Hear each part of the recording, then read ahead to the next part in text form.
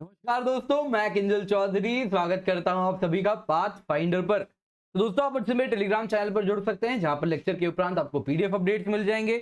और साथ ही साथ ये मेरी अनअकैडमी प्रोफाइल है, जहां पर यदि आप मुझे फॉलो करें तो मेरे द्वारा बनाई गई जितनी भी फ्री स्पेशल क्लासेस हैं उनकी नोटिफिकेशन आपको वक्त के साथ मिलती रहेंगी। तो दोस्तों, आज हम एक इंपॉर्टेंट टॉपिक कवर करने वाले हैं। तो दोस्तों, एक स्टडी आ रही है, council on energy environment and water, जो कि न्यू दिल्ली में बेस्ड एक संस्था है। तो इसी की स्टडी है।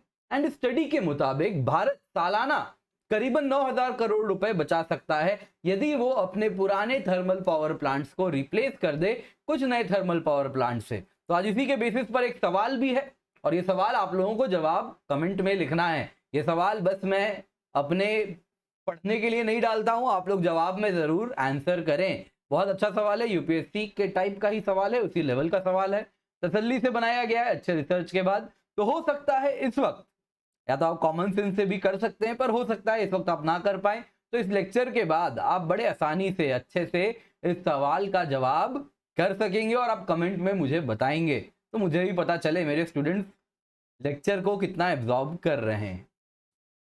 तो दोस्तों, आइए सबसे पहले इस टॉपिक, आज जो न्यूज में जिस बारे में हम चर्चा करने वाले हैं, इसको जानते हैं। तो दोस्तों, ये स्टडी है CEEW। ये क्या है? तो न्यू दिल्ली बेस्ड एक संस्था है, फुल फॉर्म है council on energy environment and water. तो इनका कहना है दोस्तों कि भारत सालाना 9,000 करोड़ या फिर 1.2 बिलियन डॉलर्स पर ईयर बचा सकता है, सेव कर सकता है, यदि वो old coal burning power plants यानी old coal based thermal power plants को रिप्लेस कर दे कुछ नए थर्मल पावर प्लांट्स से। तो दोस्तों, अगर ये स्टडी की डिटेल में जाए तो इसके अनुसार सीईडब्ल्यू कहती है इंडिया की जो पावर जनरेशन कैपेसिटी है, जो कोल से हम बना रहे हैं पावर जनरेशन, वो 203 गीगावाट है। और इंडिया की जो टोटल इंस्टॉल्ड कैपेसिटी है, टोटल पावर जनरेशन कैपेसिटी की जो इंस्टॉल्ड है, उसकी 53% हम कोयले के माध्यम यानी कोल के माध्यम से हम बना रहे हैं। और अगर हम इलेक्ट्रिसिटी आउटपुट देखें, भले इंस्टॉल्ड कैपेसिटी सिर्फ 53% है, इलेक्ट्रिसिटी आउटपुट 70% है। मतलब क्या हो रहा है दोस्तों कि कोल बेस्ड पावर प्लांट भले इंस्टॉल्ड कैपेसिटी कम है, लेकिन लंबे टाइम तक ऑपरेट करती है, बंद रहने का टाइम कम रहता है, तो काफी रिलायबल 70% इलेक्ट्रिसिटी आउटपुट हम इसी से कोल बेस्ड पावर प्लांट से ही बना रहे हैं। यानी कुछ सस्ता भी पड़ रहा है डायस्कॉम कंपनीज को कोल बेस्ड पावर प्लांट का बिजली खरीदना। तो इसी में दोस्तों सीईडब्ल्यू के स्टडी ने क्या कहा है कि उन्होंने जो स्टडी की है उसमें 194 gigawatts of coal based power plants को स्टडी के दायरे में लाया गया। 30 महीने तक स्टडी की गई एंड फरवरी 2020 तक स्टडी होती रही।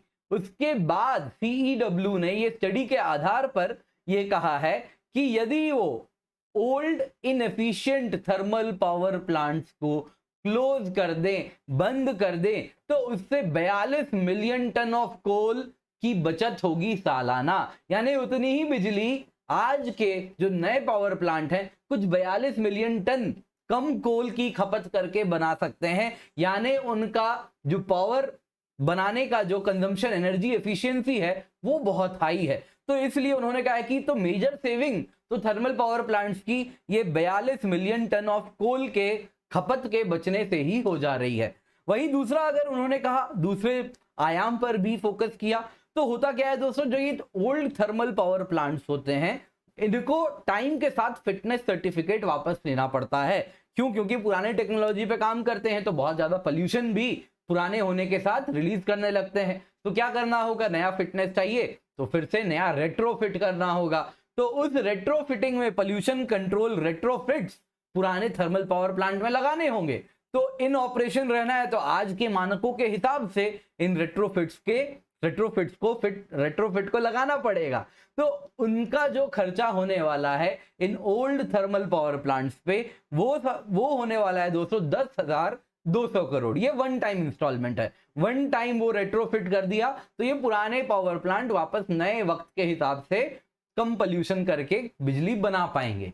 तो दोस्तों, ये खर्चा भी इन पावर प्लांट्स पर आने वाला है। तो यदि इन ओल्ड पावर प्लांट्स को हटा दिया जाए, डायरेक्टली नए पावर प्लांट लगाए जाएं, तो ये 10,200 करोड़ का खर्चा जो वन टाइम कॉस्ट है आने वाला है वो भी सेव कर लेंगे। तो 10,200 करोड़ वन टाइम कॉस्ट बचेगा और सालाना 42 मिलियन टन कोल की खपत कम होगी। तो उससे भी आप अगर देखें तो $1.25 बिलियन करीबन पैसे बचत हो जाएगी, या फिर 9,000 करोड़ जिसको हम कह सकते हैं। इसके सिवा दोस्तों जो गेन एनवायरमेंट को होने वाला है, नया efficient power coal power base पर थर्मल प्लांट होगा, पोल्यूशन भी कम करेगा, पब्लिक हेल्थ पे भी इस वजह से कम इंपैक्ट होगा, कोल की खपत कम होगी तो ग्रीन हाउस गैस एमिशन कम होगा, यानी एनवायरमेंटल गेन भी होगा, पब्लिक हेल्थ को भी गेन होगा। वो तो प्राइसलेस है, वो तो बहुमूल्य है, तो उसको तो गिन भी नहीं रहे। लेकिन उसके बावजूद आप देखें तो इतना फाइनेंशियल गेन हो सकता है यदि इंडिया अपने ओल्ड थर्मल पावर प्लांट्स को रिप्लेस कर दे। तो यही स्टडी किसने किया है? Council on energy, environment and water ने किया है। तो इन्हीं ने फाइनल रिकमेंडेशन दिया है। ये रिकमेंडेशन क्या है कि इंडिया को 30 गीगावाट्स के हमारे जो कोल फायर्ड कैपेसिटी है, तो इन थर्मल प्लांट्स को हमको क्या करना चाहिए? रिप्लेस कर देना चाहिए। तो ये 30 गीगावाट्स के हमारे जो थर्मल प्लांट्स हैं पुराने हो चुके हैं, इनको डिकमीशन कर दीजिए और बस 20 गीगावाट ऑफ प्लांट्स को रेगुलर यूज में मत लाइए, बस रिजर्व रखिए। कभी पावर में कुछ पीक्स आते हैं, स्पाइक आता है, तो उस वक्त इनको फायर कीजिएगा, उस वक्त इनको रन कीजिएगा, पर ज्यादा टाइम यूज ना करें। तो 30 गीगावाट क्या कर दें? 30 गीगावाट इनएफिशिएंट को तो सीधा बंद कर दें, डिकमीशन कर दें और 20 गीगावाट को रिजर्व कर दें। तो दोस्तों ये जो एक्सरसाइज है इससे पैसे भी बचेंगे और पोल्यूशन भी कम होगी। तो यही लब्बो लुबाब है इस CEEW के स्टडी का। तो दोस्तों अब हम कुछ इंडिया के पावर कैपेसिटी को भी जल्दी से जान लेते हैं। तो इंडिया की जो क्यूमुलेटिव इंस्टॉल्ड पावर कैपेसिटी है वो अगर आप देखें तो उसमें कोल बेस्ड कुछ 53.4% है। तो ये 31 मार्च 2020 का डेटा है जो आपके साथ में शेयर कर रहा हूं। यहां पे भी आपको 53% बताया था मैंने। तो कितना है? 53.4% है जो कि कोल से बिजली बन रही है, पावर कैपेसिटी। फिर अगर आप देखें रिन्यूएबल एनर्जी कितना है? 36.2%। रिन्यूएबल एनर्जी में दोस्तों सबसे बड़ा शेयर किसका है? याद रखिएगा, लार्ज हाइड्रो का है, फिर विंड है, फिर सोलर है। हो सकता है सोलर ज्यादा भी हो गया हो, तो सोलर विंड 2021 तक आते आते नया डेटा आएगा तो हमें पता चल जाएगा। तो ये रिन्यूएबल एनर्जी कैपेसिटी का डिस्ट्रीब्यूशन आपको देखिए दोस्तों ये याद रखना है। आपके पास ऑप्शन नहीं है इसको सिंप्लीफाइड नंबर्स में, लेकिन याद रखिएगा इस पर प्रीलिम्स का सवाल बनेगा जैसे मैंने आज भी बनाया है। फिर अगर आप देखें तो रिन्यूएबल के बाद गैस बेस्ड है, कितना? 6.7% है। फिर न्यूक्लियर याद रखिएगा 1.8% है, डीजल 0.1% है, लिग्नाइट 1.8% है। तो ये हिसाब पूरे पावर जनरेशन कैपेसिटी का, क्यूमुलेटिव इंस्टॉल्ड पावर कैपेसिटी का ये मिक्स है। अब दोस्तों सवाल उठता है, एनर्जी का इस्तेमाल सिर्फ पावर जनरेशन बिजली बनाने के लिए ही तो नहीं हो रहा ना, और भी तो चीजें हीटिंग के लिए यूज करते हैं, खाना बनाने के लिए यूज करते हैं, पेट्रोल का इस्तेमाल गाड़ी में करते हैं, डीजल का इस्तेमाल करते हैं गाड़ी में, स्कूटर में, एंड बस, ट्रक, ट्रैक्टर, अलग अलग जगह पे ट्रांसपोर्ट फ्यूल का इस्तेमाल है। तो अगर हम पूरी इंडिया की एनर्जी मिक्स देखें, हर प्रकार की एनर्जी नीड्स के बाद अगर हम देखें तो अभी भी सबसे बड़ा शेयर किसका है? कोल का है। कितना है दोस्तों? 44%। और बाकी आप देखें तो ऑयल 25%, गैस 5%, मोटा मोटी फॉसिल फ्यूल से 74% की जगह आप याद रखिएगा 75% है, जो कि इंडिया की energy mix, entire energy needs की आज भी 3/4 एनर्जी फॉसिल फ्यूल से ही आ रही है। बाकी की 1/4 अगर आप देखें तो उसमें बहुत बड़ा शेयर किसका है? तो आप देखेंगे रिन्यूएबल्स है, और बाकी अदर ट्रेडिशनल यूजेस जैसे क्या हो गया, गोबर को जलाना, लकड़ी, फायरवुड, बायोमास, तो इन सब से भी इंडिया में बहुत बड़ा शेयर है इंडिया का, जो कि अदर सोर्सेज हैं, जो कि नॉन डेवलप्ड कंट्री के हिसाब से देखें तो क्या है ये, वहां पे नहीं होता, लेकिन हमारे यहाँ ट्रेडिशनल बायोमास वगैरह का इस्तेमाल हो रहा है। तो 3/4 फॉसिल फ्यूल है, बाकी आप देखें तो 11% जीरो कार्बन ऑलरेडी हमारा हो गया है, 10% रिन्यूएबल, 1% न्यूक्लियर जो कि CO2 नहीं रिलीज कर रहा। तो चलिए अब ये सवाल देखिए और इसका जवाब आपको कमेंट में अभी का अभी बताना है। तो सवाल है दोस्तों, इंडिया के एनर्जी सेक्टर को ध्यान में रखते हुए कौन से स्टेटमेंट इनमें से ट्रू हैं, सही हैं? स्टेटमेंट 1, कोल का लार्जेस्ट शेयर है इंडिया के क्यूमुलेटिव इंस्टॉल्ड पावर कैपेसिटी में। क्या ये स्टेटमेंट ट्रू है?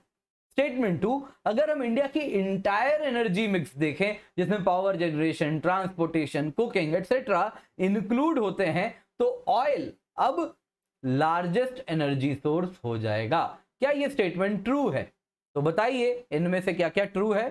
तो answer is a, one only. तो कोल का लार्जेस्ट शेयर है इंडिया के क्यूमुलेटिव पावर कैपेसिटी में, बिल्कुल सही बात है। और अगर हम इंडिया की इंटायर एनर्जी मिक्स देखें तो अभी भी कोल ही फर्स्ट है और ऑयल क्या है, सेकंड होता है। तो इसलिए स्टेटमेंट 2 क्या है, गलत है। तो answer is a, one only. तो दोस्तों आई होप आपको आज की क्लास पसंद आई हो।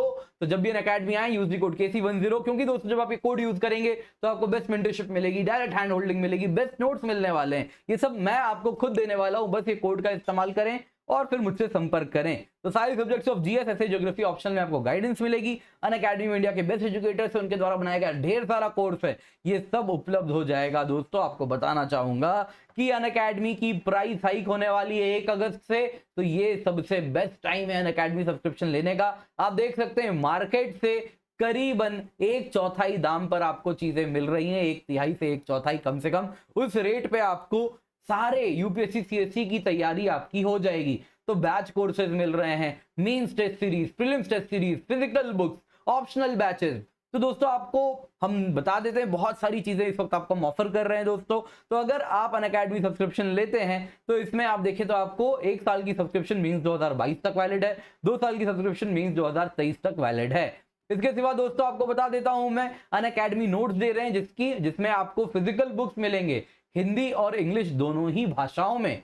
इसके सिवा दोस्तों आप अगर देखें तो 2 साल के सब्सक्रिप्शन के साथ आपको अनअकैडमी एश्योरेंस मिलता है, जिसमें दोस्तों 1 साल का एक्सटेंशन अगर आप एग्जाम नहीं क्लियर कर पाए तो हम आपको देते हैं। और दोस्तों आपको टेस्ट सीरीज मिल रही हैं जिसमें आप देखें तो ऑप्शनल का 21 टेस्ट है, 16 sectional, 5 full length test, subjective test है।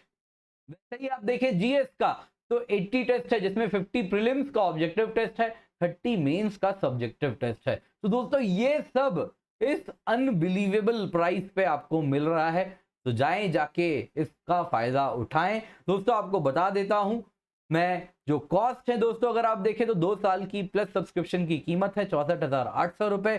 2 साल की आई कनेक्ट जिसमें आपको एक मेंटर असाइन होते हैं जो कि आपको हर 15 दिन में आपसे बात करेंगे, आपसे टच में रहेंगे और आपसे पूछेंगे, 1-on-1 गाइडेंस सेशन होगी जिनके द्वारा क्वेश्चन आंसर की डेली प्रैक्टिस होगी, डेली सवाल मिलेंगे, आप स्कैन करेंगे, अपलोड करेंगे, तो ये सब आपको मिलेगा। एंड बाई वीकली रिव्यूज होंगे। तो 1,04,175 रुपए में ही दोस्तों ये जो भी मेंटर होंगे ये सब कभी ना कभी एग्जाम दिए हैं, याद रखिएगा। और ऑप्शनल सब्सक्रिप्शन भी दोस्तों 1 साल की कीमत है 24,750 रुपए जब आप KC10 कोड का इस्तेमाल करते हैं। 28 जुलाई से नए बैचेस स्टार्ट हो चुके हैं, फ्री टेस्ट सीरीज भी KC10 से आप एनरोल कर सकते हैं। दोस्तों वक्त मत बर्बाद कीजिए, KC10 कोड यूज कीजिए क्योंकि इससे आपको मेरी मेंटरशिप एडिशनल मिलने वाली है। Thank you so much for joining, have a great day.